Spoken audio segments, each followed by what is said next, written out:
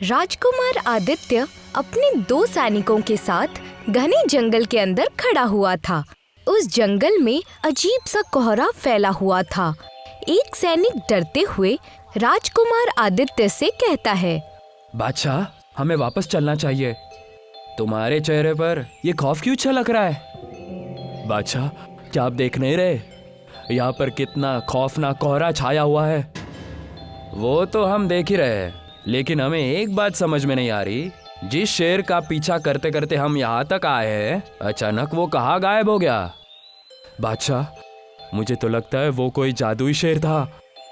दूसरे सैनिक ने इतना कहा ही था कि तभी उन दोनों के कानों में एक गधे की आवाज टकराई। उन तीनों ने देखा कि सामने एक दरख्त के नीचे एक गधा डरा सहमा खड़ा हुआ था और वहीं शेर उसके ठीक सामने खड़ा था और उसे घूर रहा था, जिसका पीछा करते करते वो तीनों वहां तक आए थे। मुझे लगता है कि ये शेर बेचारे उस गधे को मार देगा। इससे पहले कि वो उसे मार दे, मैं उसे मार दूंगा। राजकुमार ने अपने धनुष पर तीर चढ़ा दिया और बड़ी फुर्ती से वो शेर पर वार कर दिया। शेर एक ही वार में खत्म हो गया। राजकुमार तुरंत उस गधे के पास चला आया। तुमने मेरी जान बचाई है बादशाह। इसके बदले मैं तुम्हें एक वरदान देना चाहता हूँ। गधे के मुंह से इंसानी आवाज सुनकर राजकुमार आदित्य बुरी तरह से चौंक पड़े। तुम तो गधे हो, फिर तुम इंसानी आवाज में कैसे बात कर सकते हो? मैं एक जादुई गधा हूँ। मेरे बारे में कुछ वक्त के बाद जान जाओगे। मेरी बात ध्यान से सुनो।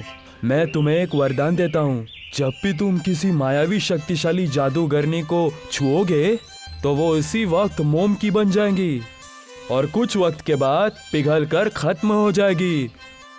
इतना कहकर गधा रंग बिरंगी किरणों के साथ वहां से गायब हो गया। महल में खाली हाथ देखकर राजा कुमार आदित्य के पिता राजा अभिमन्यु उससे कहते हैं, तुम तो जंगल में शिकार करने गए थे बेटा। जी अब्बू, इससे पहले तुम कभी खाली हाथ नहीं आए। आज कैसे खाली हाथ आ गए? क्या तुम्हें जंगल में कोई शिकार नहीं मिला?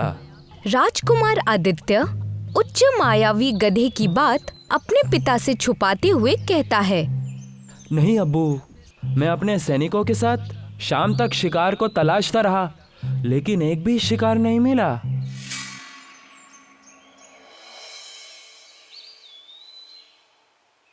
अगले दिन राजकुमार आदित्य हमेशा की तरह महल की बाईं ओर जाने वाले उस जंगल की ओर चला गया, जहां पर राजकुमारी सुलेखा एक दरख्त के नीचे उसका इंतजार कर रही थी। राजकुमार आदित्य वहां पहुंचकर उससे कहता है, क्या बात है? तुम्हारे चेहरे पर नाराजगी क्यों है? पिताजी, मेरी शादी पड़ोसी राज्य के राजकुमार कर्ण से करना चाहते हैं। फिक्र मत करो शहजादी सुलेखा, मैं आज ही अब्बू से अपनी और तुम्हारी शादी के बारे में बात करूंगा।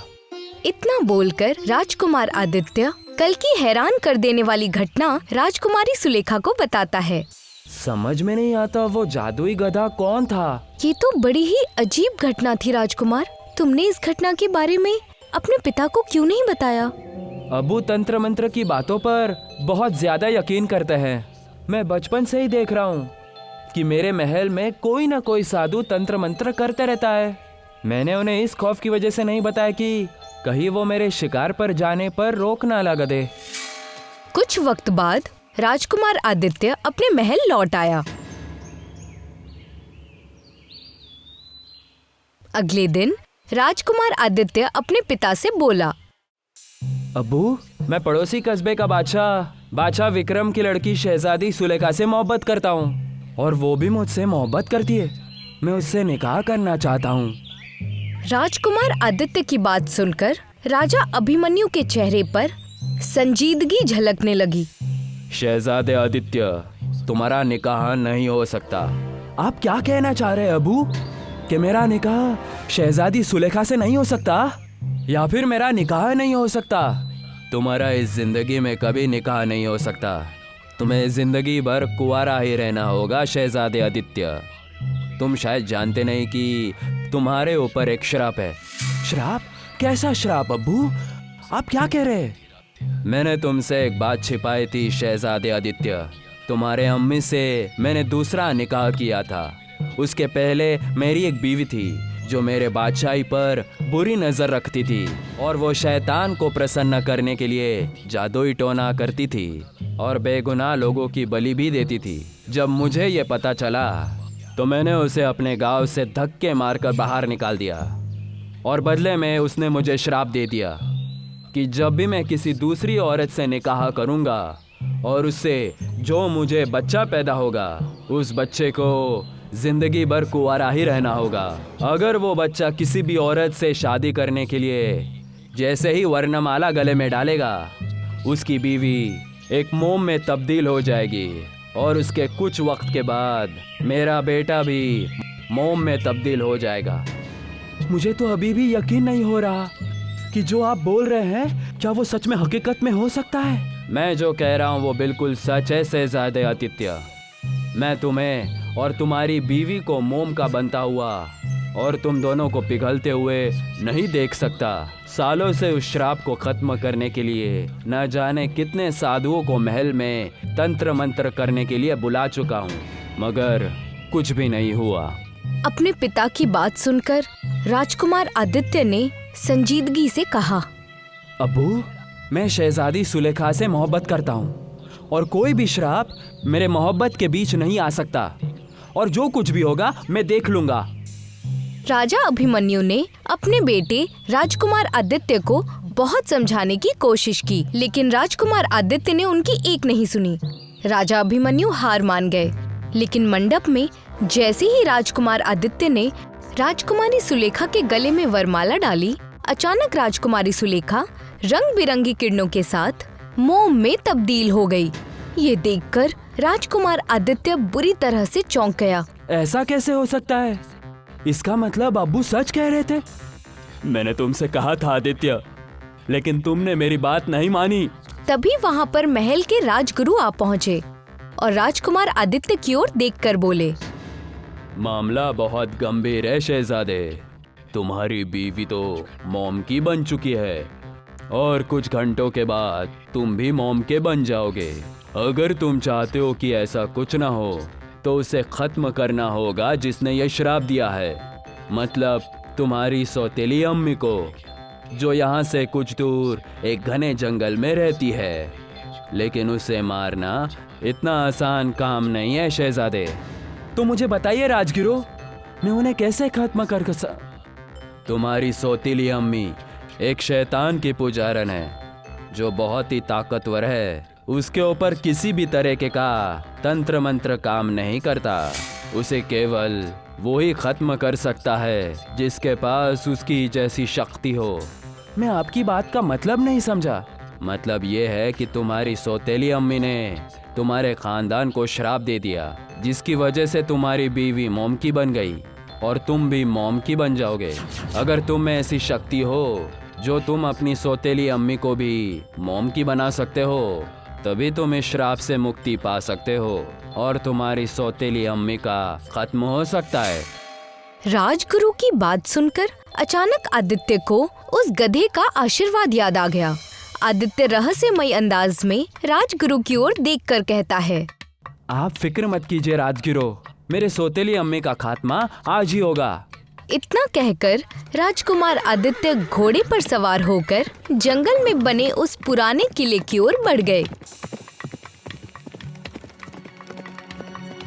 कुछ वक्त में राजकुमार आदित्य उस किले के अंदर अपनी सौतेली माँ के सामने खड़ा था, जिनकी शक्ल बहुत ही खतरनाक थी।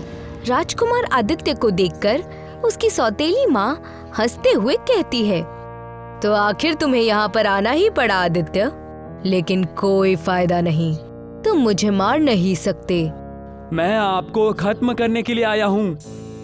ख्वाब देखना छोड़ दो राजकुमार आदित्य, कुछ ही वक्त में तुम भी मोम के बन जाओगे और पिघलकर खत्म हो जाओगे, जैसे तुम्हारी बीवी मोम की बन चुकी है और धीरे धीरे पिघल रही है।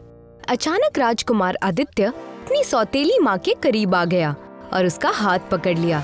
ऐसा करते ही राजकुमार आदित्य की सौतेली माँ मोम में तब्दील होना शुरू हो गई।